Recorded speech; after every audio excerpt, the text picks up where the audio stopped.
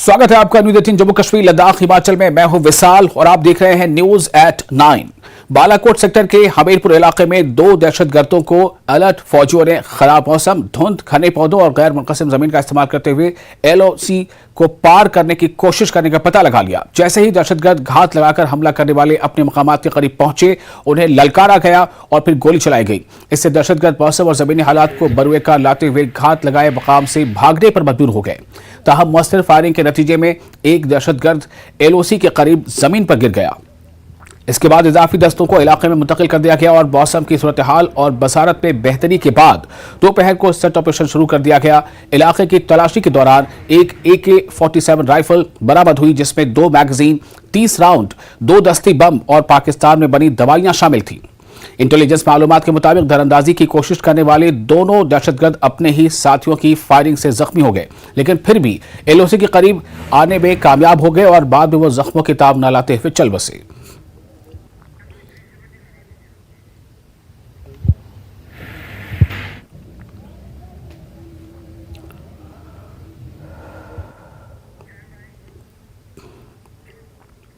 Article 370 पर supreme court में आज समाअत है। 370 को हटाए जाने के फैसले को चैलेंज करने वाली दरख्वास्तों पर समाअत जारी है। आज समाअत का 8वां दिन है। CJI DY चंद्रचूड़ की सरबराही वाली बेंच समाअत करे कि 10:30 बजे करीब समाअत शुरू होगी।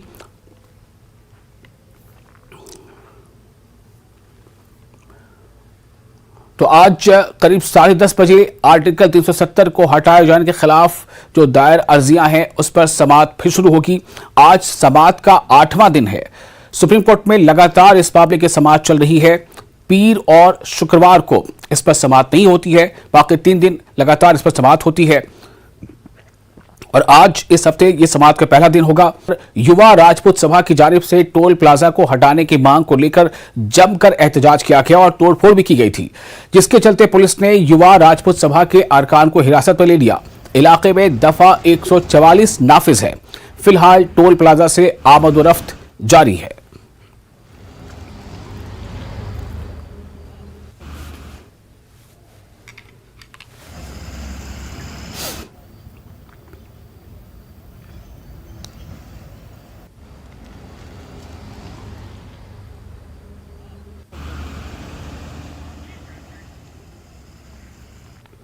और जम्मू में सिक्योरिटी एहलकारों ने एक बड़ी साजिश को नाकाम बना दिया है। नगरोटा में IED बरामद हुआ।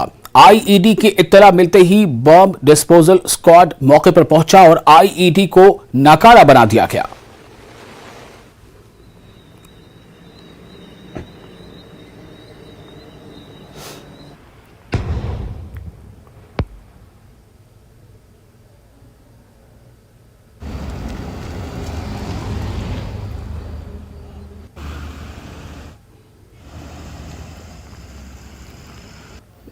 तो जम्मू में एक बड़ी साजिश को नाकाम कर दिया गया है। ये उस वक्त की तस्वीरें हैं, उस जगह की तस्वीरें हैं जहां पर IED प्लांट किया गया था। बॉम्ब डिस्पोजल स्क्वाड मौके पर पहुंचा, आसपास की घेराबंदी की और जहां पर ये बॉम्ब प्लांट किया गया था, बहुत ही कामयाबी के साथ बॉम्ब डिस्पोजल स्क्वाड ने उसे डिफ्यूज कर दिया, उसे नाकारा बना दिया।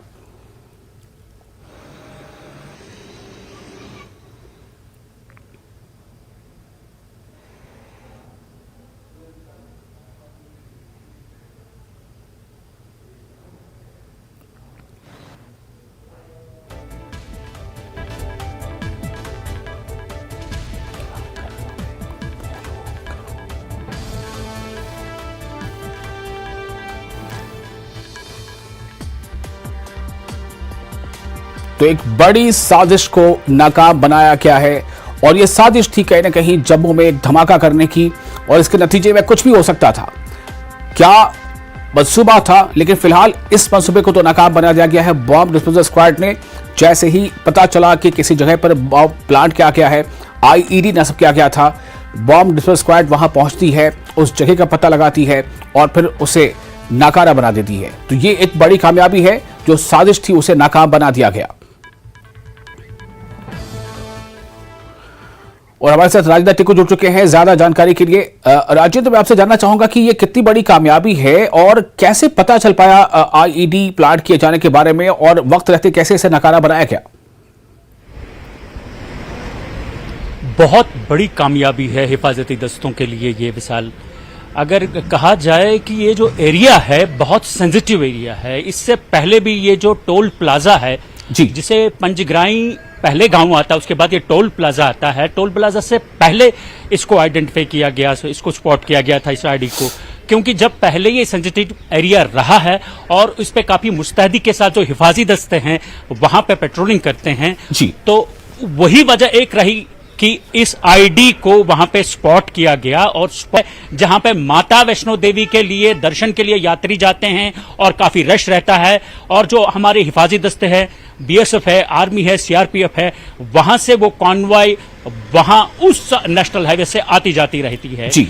और ये जो कामयाबी है बहुत बड़ी कामयाबी मानी जा सकती है, जहां पे पुलिस ने ये जो कामयाबी दिखाई है कि एक मुस्तैदी के साथ इस जो आईडी को वहां पे आइडेंटिफाई करके उसको नाकारा बना दिया। एक बहुत बड़ी कामयाबी है विशाल जी।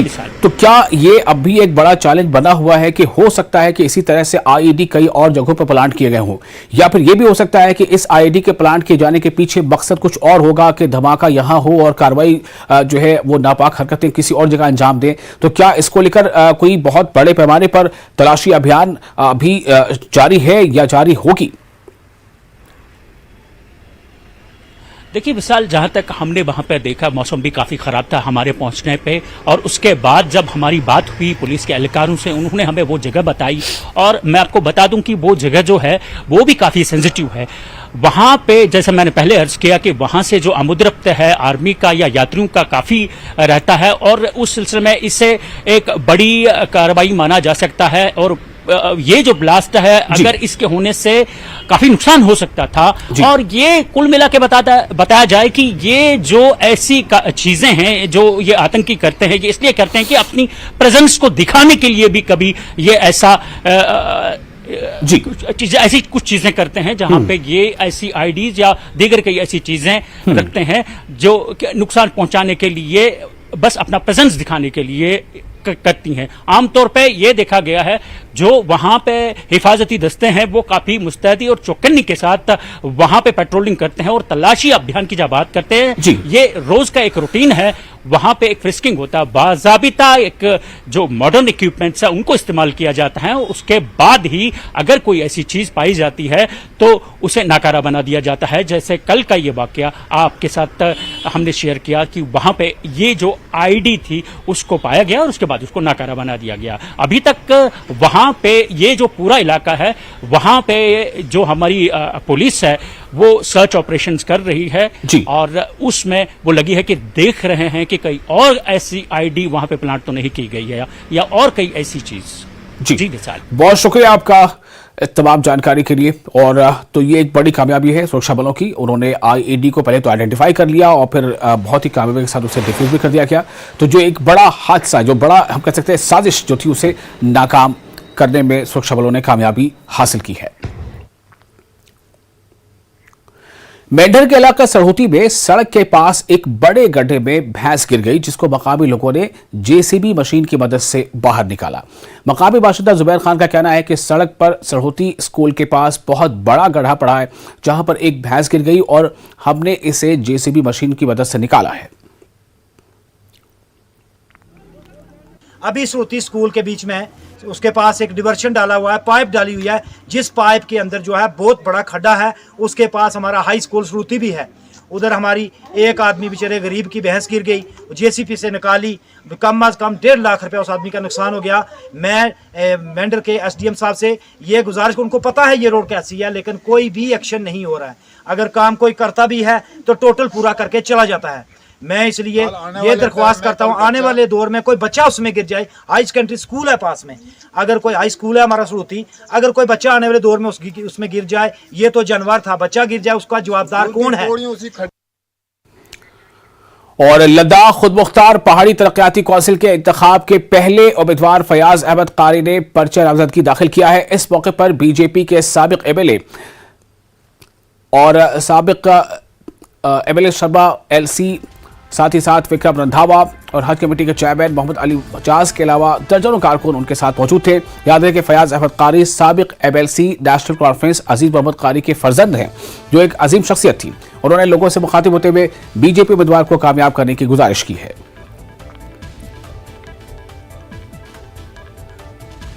जनता पार्टी जीतेगी, कमल का फूल यहाँ पर भी खिलेगा। और जिस तरीके से लेह में हमारी सीईसी हमारा है और हमारा जो हिल डेवलपमेंट काउंसिल है हमारी है, इसी तरीके से करगिल में भी भारतीय जनता पार्टी जो है वो इतिहास बनाएगी।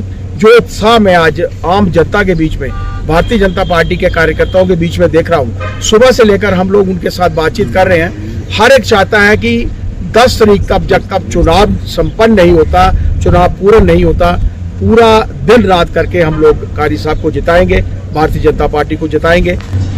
हमारे इसी साहब का ये कहना है, ये हमारे काउंसलर का कहना है कि भाई द्रास में कोई आने के लिए नहीं मानता है।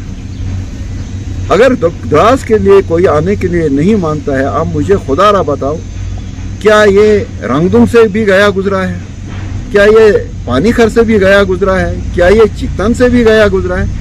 अगर गया गुजरा है तो फिर इसके लिए जहां आप 20,000 रुपये चिकतन के लिए रखते हो, रंगदुम के लिए रखो, यहाँ 1 लाख रखो यार सैलरी डॉक्टर की। डॉक्टरों का अंबार हो जाएगा, क्योंकि हमारे पास इतने डॉक्टर्स बेकार पड़े हुए हैं, वो कहते हैं कि भाई हमें जगह मिले। तो गवर्नमेंट जो है इंटरेस्ट नहीं थी इसको ये करने के लिए। इसीलिए मैं इस उम्मीद से इस पार्टी के सिंबल पर लड़ रहा हूँ, उनके साथ मैं बैठा हुआ हूँ। मुझे ये पूरा उम्मीद है कि ये मुझे हमारे यहाँ जो हॉस्पिटल्स हैं, जो टेरिफरीज के सेंटर से, मेडिकल एड सेंटर से, उनको फुली इक्विप कर सकेंगे। और साथ ही हमारी हायर सेकेंडरीज हैं, हमारे हाई स्कूल्स हैं, आपको खुद पता है, जो हमारे कॉलेज है, उनमें भी स्टाफ हर लिहाज से दे देंगे। और फिलहाल एक छोटा सा ब्रेक लेते हैं, ब्रेक के बाद खबरों का सिलसिला जारी रहेगा।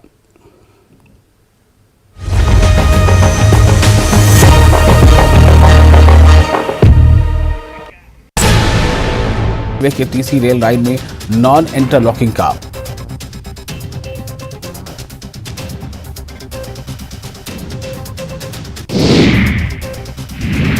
चिरमिरी नगर निगम के 7 वार्डों में ब्लैकआउट, एसईसीएल की मेन लाइन की वायर चोरी, कुर्सिया फीडर की वायर चोरी। कांकेर में कृषि विभाग में पदस्थ अधिकारी ने लिया वीआरएस, अधिकारी सरजू सोनी ने लिया वीआरएस, कांग्रेस में हुए शामिल।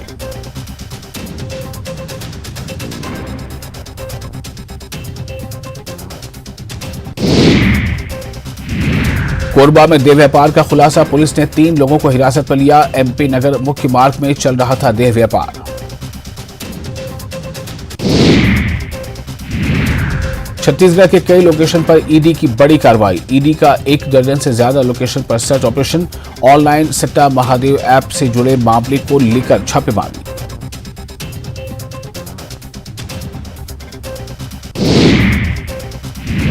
ऐप का संचालन करने वाले कई आरोपियों का है दुबई से कनेक्शन, महादेव ऐप का कई राज्यों में फैला है नेटवर्किंग जाल, मध्य प्रदेश, छत्तीसगढ़, महाराष्ट्र और पंजाब समेत कई राज्यों में फैल जाल।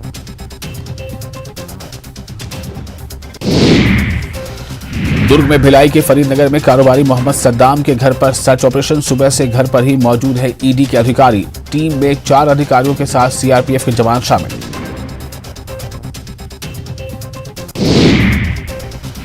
बीजापुर में फरसेगढ़ इलाके में 12 ग्रामीणों को नक्सलियों ने किया अगवा, रविवार शाम नक्सलियों ने ग्रामीणों को किया अगवा। चिकटराज पहाड़ में पूजा अर्चना के लिए गए थे ग्रामीण। मिशन एमपी पर जुटी आम आदमी पार्टी, 17 में दिल्ली के सीएम अरविंद केजरीवाल की चुनावी सभा, जनता से कई गारंटियों के किए वादे। मुरैना में घरेलू विवाद में चूर्ण, पेट सफा तो हर रोग दफा।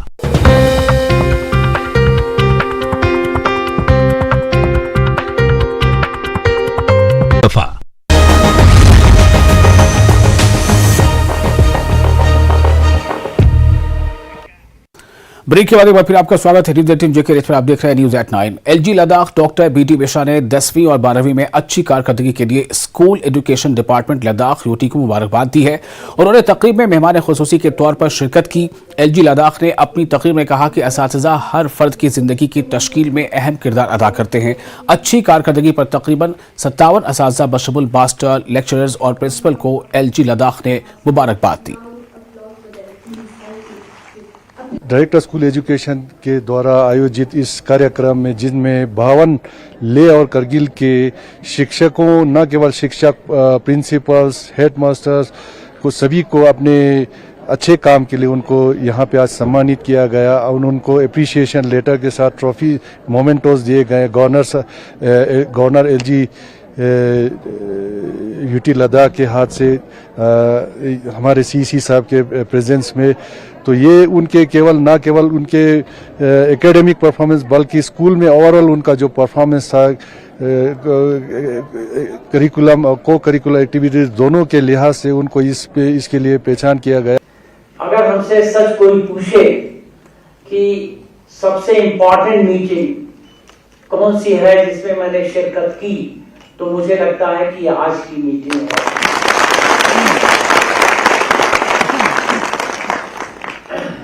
शिक्षा का क्या महत्व है इसके बारे में कहा गया है, एंड आई कोट, माता शत्रु पिता वैरी जेन बालेन पाठितः न शोभते सभा मध्य हंस मध्य बकोय था। माने इसका यह है कि जो बच्चा पढ़ा लिखा नहीं है और वो जब समाज में जाता है तो वो ऐसे ही लगता है जैसे कि हंस के ग्रुप में कोई एक पकड़ा पहुंच गया, और उसके लिए जिम्मेवारी है माता की, पिता की। लद्दाख स्किल डेवलपमेंट मिशन और लद्दाख के हायर एजुकेशन डिपार्टमेंट ने विद्वानी फाउंडेशन के साथ मिलकर एक इख्तराई पहल की है, जिसका मकसद इलाके में तलबा की मुलाजमत की सलाहियतों को बढ़ाना है। एम्प्लॉयबिलिटी स्किल्स ट्रेनिंग के नाम से यह अहम प्रोजेक्ट लद्दाख यूटी में सरकारी डिग्री कॉलेजों, पॉलिटेक्निक और आईटीआई में शुरू किया जाएगा। वर्कशॉप में लद्दाख यूटी और पॉलिटेक्निक के डिग्री कॉलेजों के असिस्टेंट प्रोफेसर्स और लेक्चरर्स की शिरकत देखी गई। मजीद बराह सरकारी चैनल के मैनेजर योगेश मोहन जोशी ने विद्वानी फाउंडेशन के मिशन के बारे में एक उम्दा प्रेजेंटेशन भी दिया।